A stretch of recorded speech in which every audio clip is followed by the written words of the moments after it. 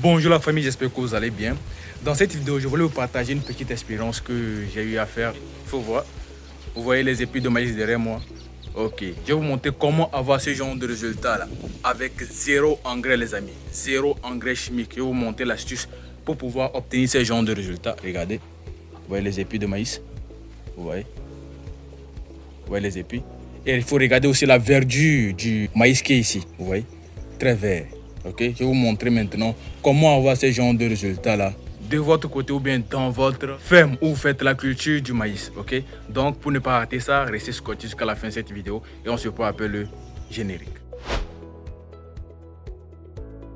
Bonjour à tous, pour tous ceux qui viennent de me découvrir pour la première fois, moi c'est Simon de la chaîne Simon Farms. Ici nous parlons d'entrepreneuriat, de business et surtout d'entrepreneuriat avicole. Si vous êtes intéressé par ces thématiques, n'hésitez pas à vous abonner. Cliquez surtout sur la cloche de notification pour ne pas manquer les prochaines vidéos que nous allons publier sur cette magnifique chaîne YouTube. Les amis, j'ai fait une petite expérience dans la mini-ferme intégrée ici. Je vais vous montrer le résultat, vous allez voir. Regardez derrière moi, j'ai le maïs derrière moi. Ça c'est pour la consommation. C'est tout simplement pour fumer ça et manger ou bien préparer et manger. Ok, c'est pas pour le levage d'une manière générale. Ok. Donc pour le champ que nous avons fait pour pouvoir alimenter nos sujets avec le maïs issu de ce champ là. Après j'irai là-bas vous montrer tout ce qu'on a. Ici c'est dans la mini ferme intégrée où j'ai fait le maïs et je voulais vous présenter les résultats. Ça, le maïs là, c'est sans engrais les amis. Vous faites le levage de poulet aujourd'hui et vous ne savez pas quel bénéfice ou bien quel avantage vous avez en faisant le levage les amis. Peu importe le levage que vous faites, le levage de mouton, le levage de poulet, le levage de pintade, ça c'est une manne financière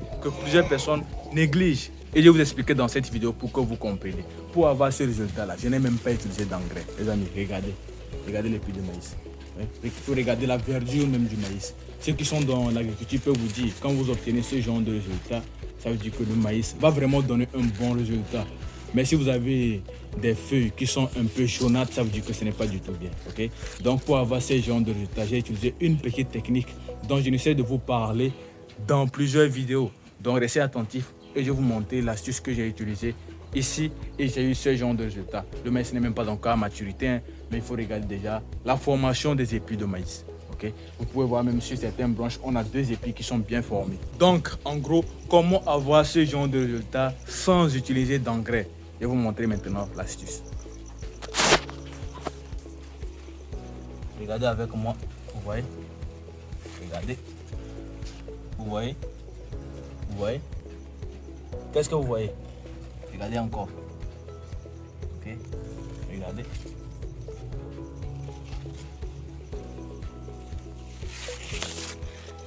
Eh bien, qu'est-ce que vous voyez en bas?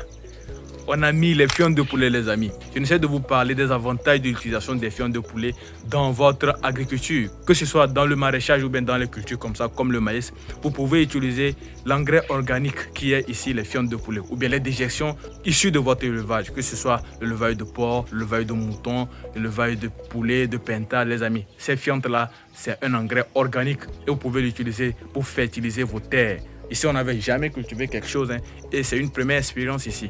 Et j'ai utilisé cette fiente-là pour pouvoir fertiliser le sol. Et il faut regarder maintenant les résultats que nous avons ici. Si on veut, on peut faire un peu de maraîchage ici, faire de la sauce, faire du faillot, faire de la tomate, faire des laitues. Ici, c'est seulement de faire des planches ou bien faire un système de culture hors sol. C'est-à-dire quoi? On cultive seulement dans des sachets ou bien dans des bacs, on peut le faire. C'est possible de le faire, il y a la technologie pour le faire aujourd'hui. Et il y a un message aussi à tirer derrière. Il ne faut pas négliger les faibles commencements. Okay? Aujourd'hui, quelqu'un peut faire ça là et trouver un bol, deux bols de maïs qui va lui permettre de pouvoir subvenir à ses petits besoins, se nourrir avec.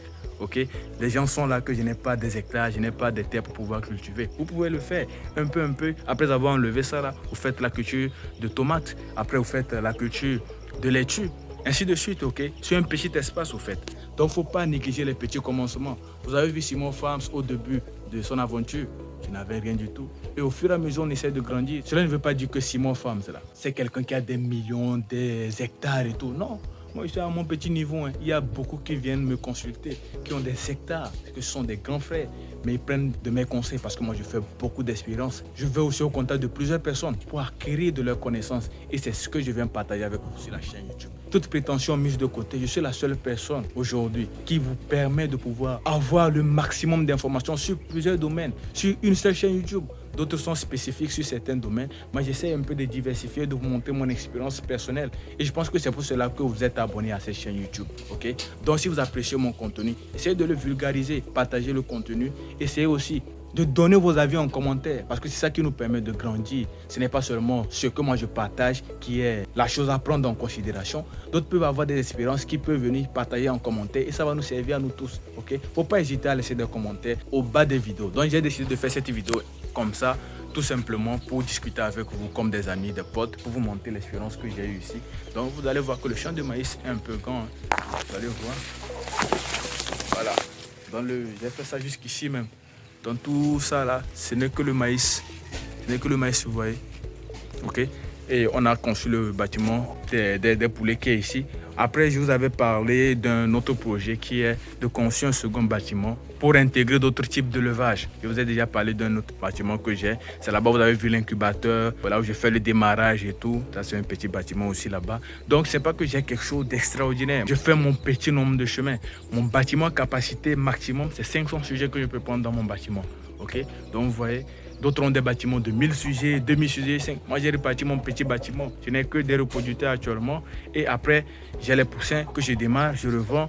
Après un mois, je revends. Donc, mon business n'est pas un business où je mets un accent particulier sur ce que j'ai. C'est-à-dire les acquis en termes de bâtiments, en termes d'espace, non. Il faut optimiser le petit espace que vous avez. Vous pouvez faire plusieurs trucs au même endroit et pouvoir rentabiliser. J'ai parlé de ça dans une précédente vidéo où nous parlons d'une ferme intégrée. Comment choisir les modèles de levage pour sa ferme intégrée. Quand vous faites une ferme intégrée, c'est le meilleur moyen pour tout débutant de pouvoir gagner de l'argent dans le levage ou bien dans l'agro-pastoral. Parce que vous avez des petits trucs comme ça que vous faites de gauche à droite. Si vous n'avez pas gagné ici, vous pouvez gagner de l'autre côté. Ok? Donc, il ne faut pas négliger les faibles commencements. Le petit espace que vous avez là, vous pouvez commencer là-bas. Ok? Il ne faut pas attendre que tout soit parfait avant de commencer votre projet d'agro-pastoral. Lancez-vous et c'est au fur et à mesure que vous allez vous construire, vous allez établir un bon modèle économique qui vous sera profitable à la longue. Ok? Donc, voilà ce que je voulais partager avec vous.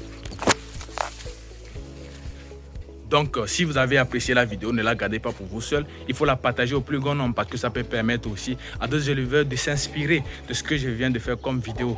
Parce qu'aujourd'hui, les gens sont omnibulés par ce qu'ils voient sur les réseaux sociaux. Mais moi, je suis à mon petit niveau. Je suis un débrouillard, je me débrouille. Et c'est pour montrer aussi aux jeunes qu'on peut commencer quelque chose comme ça. Et c'est une aventure. Nous tous, on commence ensemble. Et dans 5 ans, 10 ans, on va voir là où nous en sommes. Okay? Et je pense qu'il y a des vies qui vont changer avec cela. Il ne faut pas rester là à regarder seulement les réseaux. Il faut aller appliquer. Même si c'est dans un petit espace, vous avez votre petit poulailler là, vous pouvez commencer quelque chose là-bas. Donc voilà mon message que je voulais partager avec vous. Croyez en vous les amis, c'est très important parce que c'est ce que vous construisez ici là. Qui construit ce qui vient dans la poche, c'est-à-dire l'argent. C'est-à-dire remplissez la tête et c'est la tête qui va remplir maintenant vos poches. Très important. On se retrouve dans une prochaine vidéo pour parler d'autres sujets. À très bientôt les amis. Peace out.